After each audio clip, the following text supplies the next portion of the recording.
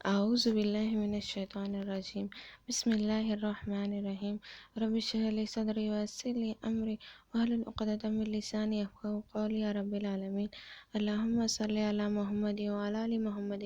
کما صلیت علی ابراہیم وعلی آل ابراہیم انک حمید مجید۔ اللہم بارک علی محمد وعلی آل محمد کما بارکت علی ابراہیم وعلی آل ابراہیم انک حمید مجید۔ سب کو السلام علیکم ورحمۃ اللہ وبرکاتہ۔ الحمدللہ ہم لوگ آدھے سے زیادہ سیریز ختم کر چکے ہیں۔ امید کرتی ہوں آپ سب لوگ سن رہے ہیں، عمل کرنے کی کوشش کریں اور دوسروں تک پہنچانے کی کوشش کر رہے ہیں، اور اسے بہت چھوٹے ایپیسوڈز بنا رہی ہوں میں۔ ہاں کبھی کبھی زیادہ 12 ہو جاتے ہیں منٹس، لیکن الحمدللہ میں کوشش کر رہی ہوں کہ چھوٹے بناؤں تاکہ سب لوگوں کے لیے آسانی ہو سننے کے لیے۔ وقت نہیں ہوتا، عبادتوں کا مہینہ ہے۔ تو آج ہم لوگ دیکھنے لگے، میں نے کہا تھا کہ جب کوئی بیمار ہوتا ہے تو ہم اس کی عیادت کے لیے جاتے ہیں، تو اس کے درجے کیا ہے؟ اگر کسی کی وفات ہو جاتی ہے تو اس کے لیے کیا ہے؟ ایسا ہمارے ساتھ بھی ہوتا ہے، کبھی کبھی ہمارے سامنے کسی کا انتقال ہو جاتا ہے جو ہمارے چہیتے ہوتے ہیں، اور ہم برداشت نہیں کر سکتے، ہم بہت عاجز اور غمگین ہو جاتے ہیں۔ اور نبی صلی اللہ علیہ وسلم کے ساتھ پتہ نہیں ایسا کتنی بار ہوا، کیونکہ نبی صلی اللہ علیہ وسلم کے سامنے ان کے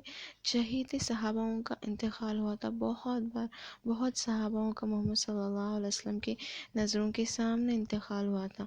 ایک بار نبی صلی اللہ علیہ وسلم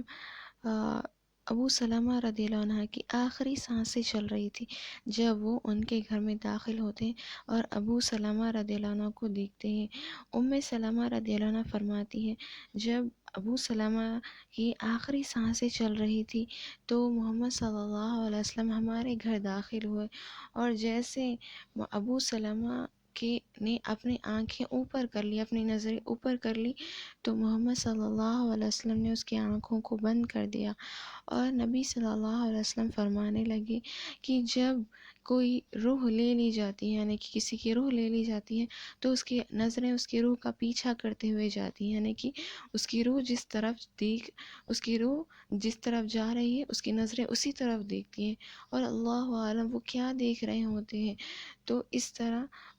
ان کی نظریں ادھر طرف جاتی ہے، تو نبی صلی اللہ علیہ وسلم کی سنت کے مطابق ان کی آنکھوں کو بند کر دینا چاہیے۔ تو ام سلمہ رضی اللہ عنہ کہتی ہیں، اس کے بعد سب لوگ رونے نوحہ کرنے لگے، تو نبی صلی اللہ علیہ وسلم نے کہا کہ تم لوگ ایسا کچھ بھی مت کہو اس وقت جو اس کو تکلیف دے، یعنی کہ کوئی بھی ایسا کام مت کرو جو تکلیف دے، سوائے اچھائی کے، اچھی باتیں کہنا اس شخص کے بارے میں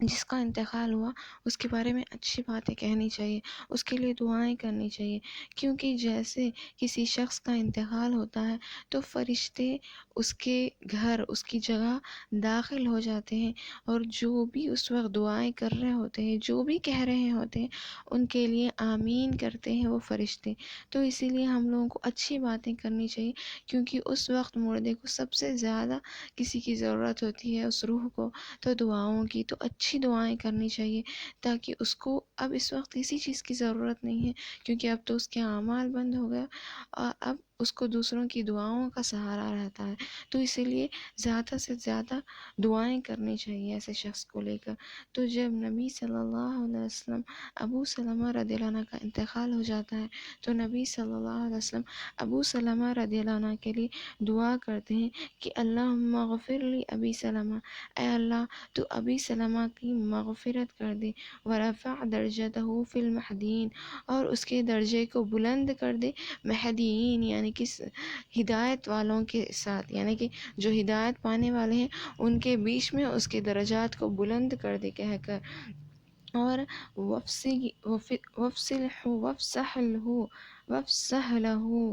فی قبرہ، اور اس کے قبر کو وسیع کر دے، ونورہ فی، اور اس کے قبر کو منور کر دے، یعنی کہ اس کے قبر کو نور سے بھر دے، اور وَاخْلُفْهُ فی عقیبہ، کہ جو بھی اس نے چھوڑ گیا ہے، جو بھی چھوڑ گیا ہے ان کی دیکھ بھال کر دے، یعنی کہ جو بھی چھوڑ گیا ہے یا پھر اس کے اولاد ہو یا کوئی بھی ہو، جو بھی وہ چھوڑ گیا ہے ان سب کی تو دیکھ بھال کر لے اے اللہ کہہ کر اس طرح دعا کرتے، یعنی کہ اے اللہ ابو سلمہ کی مغفرت کر دے، اس کے درجات کو مہدیین کے ساتھ یعنی کہ ہدایت والوں کے ساتھ بیچ میں بلند کر دے، اور اس کے قبر کو وسیع کر دے، اور اس کے وسیع کیے گئے قبر میں منور نور ڈالے، اور جو بھی وہ چھوڑ کر گیا اس کی دیکھ بھال کر لے کہہ کر، یعنی کہ اچھی اچھی دعائیں کرنی چاہیے۔ جو بھی جس کا بھی انتقال ہو جاتا ہے، ہم جہاں بھی ہوتے ہیں، جس گھر میں جس جگہ میں ہوتے ہیں اس کا انتقال ہوتا ہے، تو ہم لوگوں کو ان لوگوں کے لیے اچھی دعائیں کرنی چاہیے، کیونکہ ہم جو دیتے ہیں وہی پاتے ہیں۔ اگر آج ہم کسی اور کے لیے دعا کرتے ہیں تو پتہ نہیں کل ہمارے لیے کوئی اور دعا کرے۔ اللہ سبحانہ تعالیٰ ہر چیز پر قادر ہے۔ اگر آج ہم کسی کے لیے دعا کریں گے تو اللہ سبحانہ تعالیٰ ایسے لوگوں کو بھیج دے گا جو ہمارے لیے دعا کریں گے۔ اس لیے زیادہ سے زیادہ دعا کریے گا، کیونکہ جب ہم دوسروں کے لیے دعا کرتے ہیں اور فرشتے بھی تو آمین کہہ رہے ہیں، شاید وہ بھی ہمارے لیے دعا کریں۔ اور ہمیشہ جہاں بھی انتقال ہو تو لوگوں کو تانے نہ دیں، ان لوگوں کے غم میں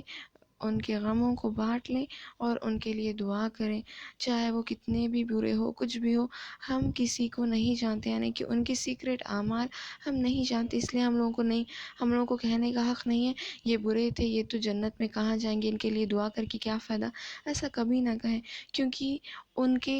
معاملے، ان کے اعمال اور اللہ کے بیچ، ان کے اور اللہ کے بیچ ہے۔ اللہ سبحانہ تعالیٰ جس کو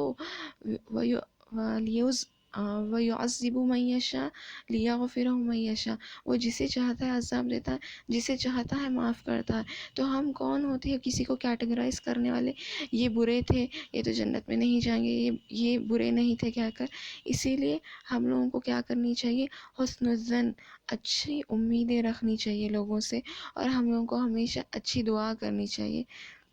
اور سوائے کھلم کھلے مشرک کے، یعنی کہ جو مشرک ہے ان کے لیے ہم دعا نہیں کر سکتے، یعنی کہ جو بت پرستش کرتے ہیں، باقی تو ہمیں کوئی روک نہیں ہے نا۔ اسی لیے دعا کریے، اچھی باتیں کہیے، اچھی باتیں بتائیے۔ اللہ سبحانہ تعالیٰ ہم سب کو ہماری آخری سانس سے اللہم ثبتنا عند الموت کلمات بلا الہ الا اللہ، ہمارے موت کے وقت اللہ سبحانہ تعالیٰ ہمیں ثابت قدمی عطا کرے اور ہمیں کلمہ طیبہ نصیب فرمائے۔ آمین، اللہم آمین۔ السلام علیکم ورحمۃ اللہ۔